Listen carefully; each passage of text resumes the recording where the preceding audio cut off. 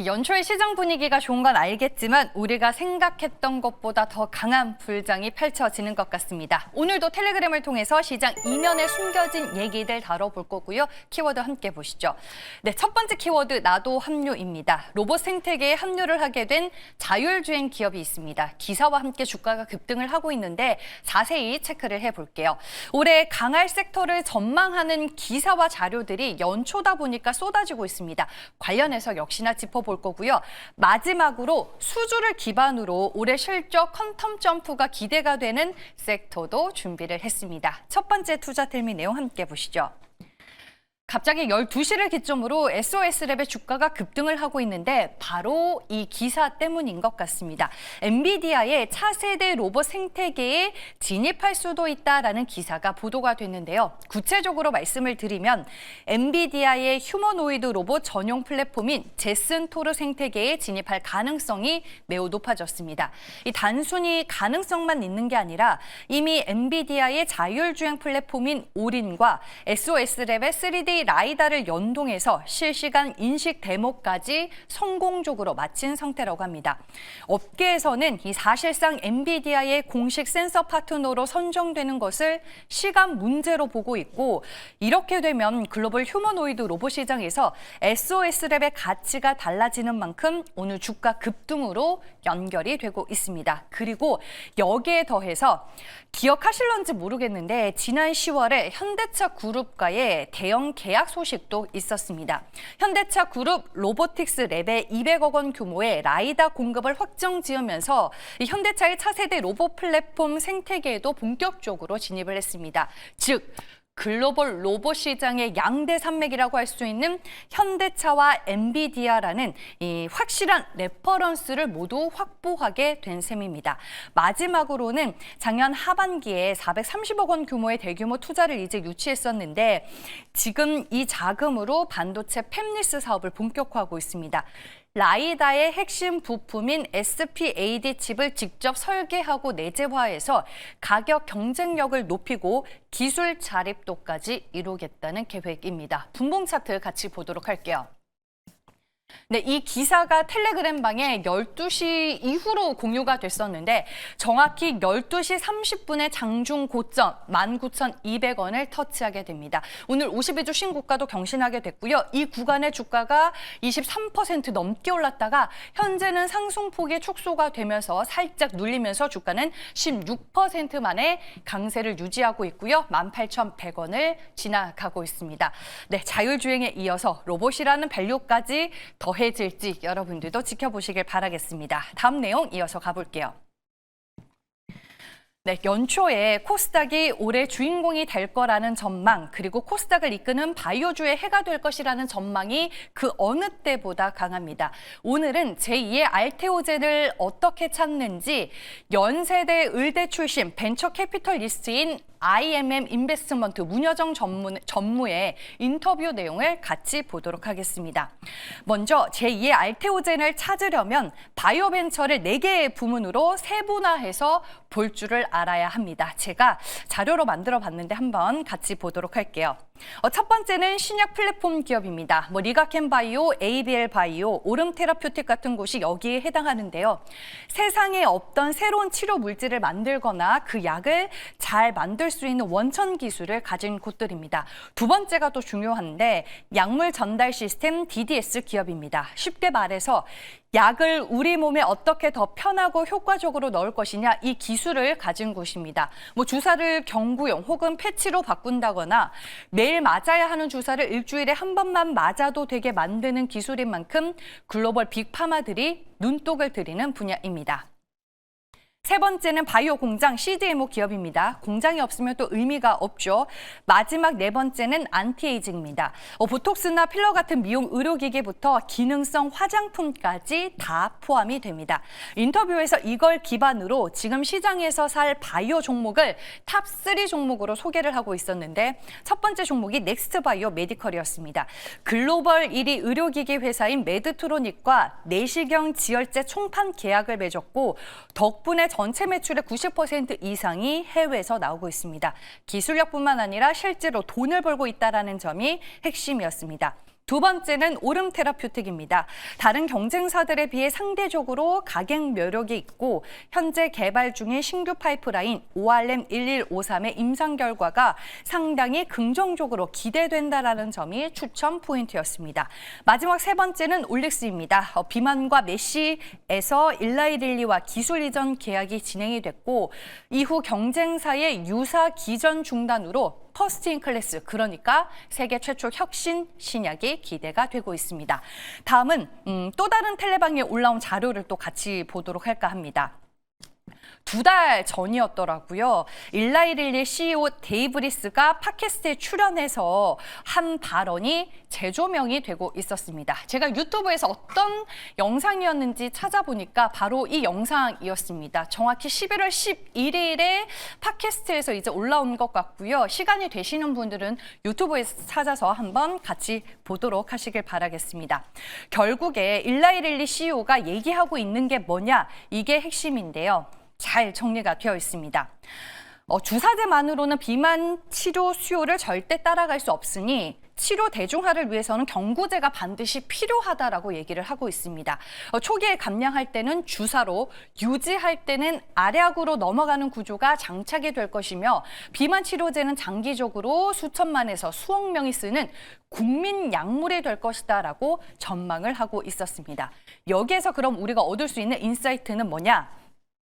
펩타이드 다중작용제, 그러니까 이 주사만큼 효과가 좋으면서 먹기는 편한 비만 치료제 알약이 나올 거고 얼마나 싸게 만드느냐, 부작용이 없느냐, 그리고 구토 없이 속이 편하냐, 이 기술을 가진 기업이 결국에는 승부, 대장이 될 것이다라고 얘기를 하고 있습니다. 그리고 알약이 나오면 주사제 만드는 기업들이 망하는 게 아니라 주사냐 알약이냐를 놓고 싸우는 건 의미가 없다. 시장은 우리가 상상하는 것보다 훨씬 크고 거대하다라고 강조를 하고 있었습니다.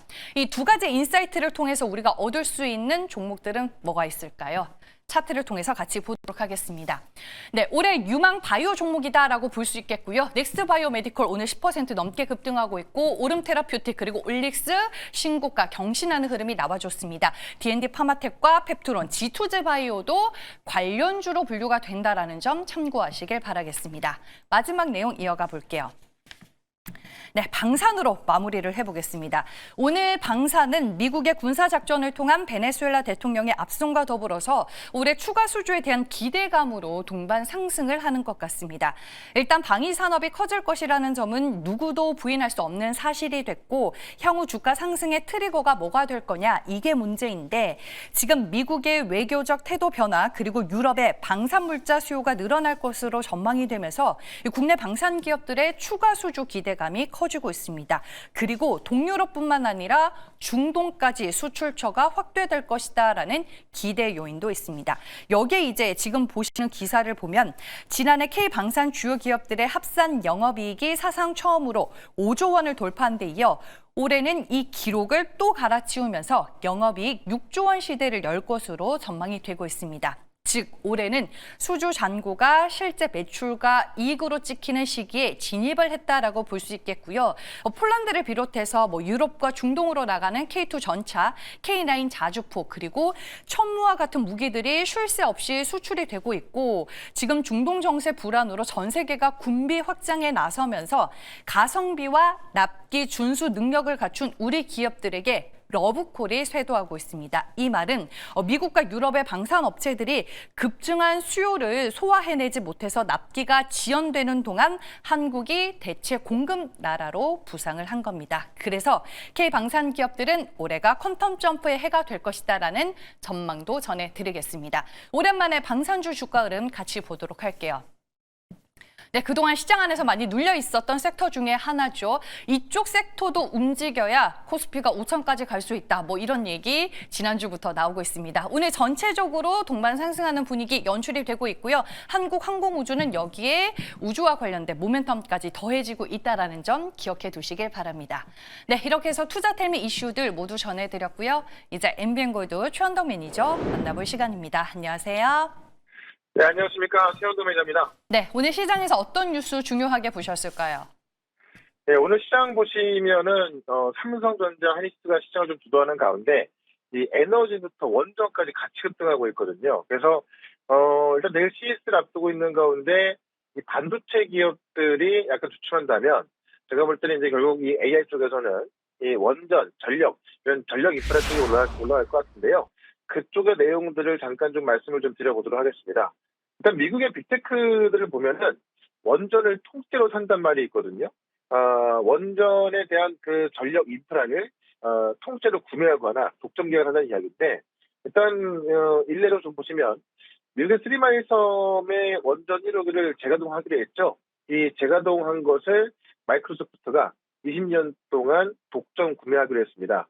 이 아마존 같은 경우는 탈레 에너지에 이 원전과 직결된 데이터 센터를 매입하기로 하면서 어떻게 보면은 이 에너지 인프라를 통째로 사는 그런 전략이 나와주고 있거든요.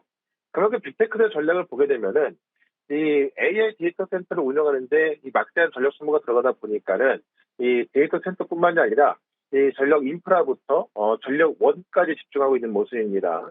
그러니까는 지금 이 AI 경쟁은 지금 뭐 모델을 개발하고 또 많은 기업들이 이 휴머노이드 로봇에 또 AI를 탑재하게 되지만은 가장 중요한 것은 전력 인프라가 성패를 가릴 것이다. 이런 말이 나올 정도거든요. 예를 들면은 우리가 과거에 구글로 한번 검색할 때는 0.3와트시의 전력이 소모됐지만은 챗GPT가 됐을 때는 2.9와트시 거의 10배가 넘어가죠. 특히나 지금 최근에 구글 같은 빅테크에서는 구글에서 검색하는 것도 이제 이 AI 검색 서비스를 추가하면서 지금 그냥 일반 포털 사이트의 전력량까지 늘어나고 있거든요. 그러니까 지금 2030년만 된다 하더라도 이 전력 소모량이 거의 현재의 50% 이상 넘어갈 것으로 좀 전망되고 있습니다. 그런 관점에 있어서 결국 지금 AI로 인해서 메모리 기업들이 급등하는데 그 다음 타자를 찾아본다면은 결국 전력 원전이라든가 아니면 이 전력 인프라 쪽을 봐야 될 것 같아요. 네, 그런 관점에 있어서 전력 인프라 쪽에서 또 핵심 축을 하고 있는 게 가스터빈이고 이 두산 에너빌리티 급등하고 있는데 그 뒤를 이어갈 수 있을 그런 종목을 하나 또 말씀을 좀 드려보도록 하겠습니다. 네, 오늘 뭐 에너지 전략 관련해서 한 종목을 소개해 주실 것 같은데요. 어떤 종목일까요? 일단 지금 현재가가 56,400원인데요. BHI를 좀 말씀을 좀 드려볼게요. 일단 SMR로 좀 많이 알려져 있죠. 두산 에너빌리티가 SMR 파운드를 하고 있는데 역시나 BHI 같은 경우도 이 SMR에 있어서 독보적인 기술력을 갖고 있으면서 뭐 스케일 파워, 뭐 테라파워 같은 이런 그 기업들의 본사를 방문하기도 했고 또 실제로 이제 스케일 파워에 공급하기로 공급 계약까지 시작되어 있습니다. 네, 그런 관점에 있어서 일단 SMR 하면은 두산 에너빌리티와 BHI 보면 될 것 같고. 다만 지금 당장은 실적이 잘 나오고 있는 곳이 바로 이제 그 복합 화력 발전소 쪽에서 나오고 있는 건데 지금 BHI가 글로벌 LNG의 HRSG라고 해서요.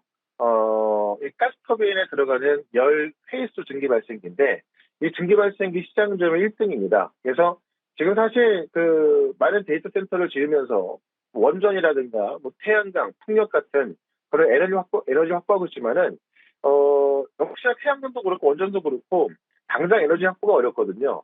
그러다 보니까는 가스터빈을 돌려서 실제 뭐 가스라든가 천연가스 등을 구해와서 바로 에너지 만들 수 있는 그런 쪽으로 이제 바로 지금 연결되고 있는 거죠. 그런 관점에 있어서 결국 복합 화력 발전에서 핵심적인 이 열회수 증기 발생의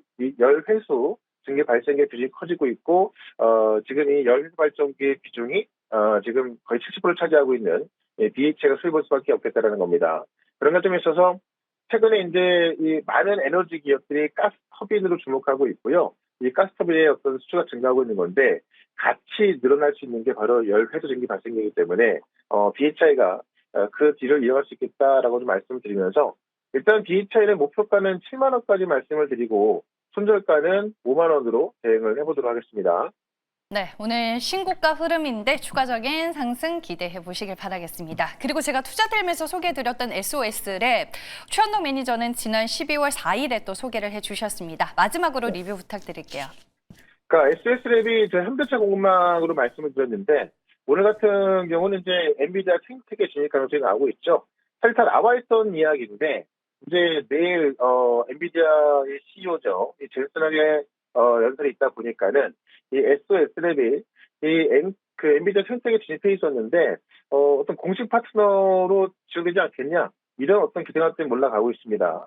어쨌든 실제 현대차 공급망에 진입이 돼서 지금 이 휴머노이드 로봇 쪽에서의 어떤 탑픽 쪽으로 떠오르는 건 맞기 때문에 일단 목표 주가를 이 SSL 같은 경우는 2만 원까지 올려서 좀 대응을 해보자 이렇게 좀 말씀도 드려보고요.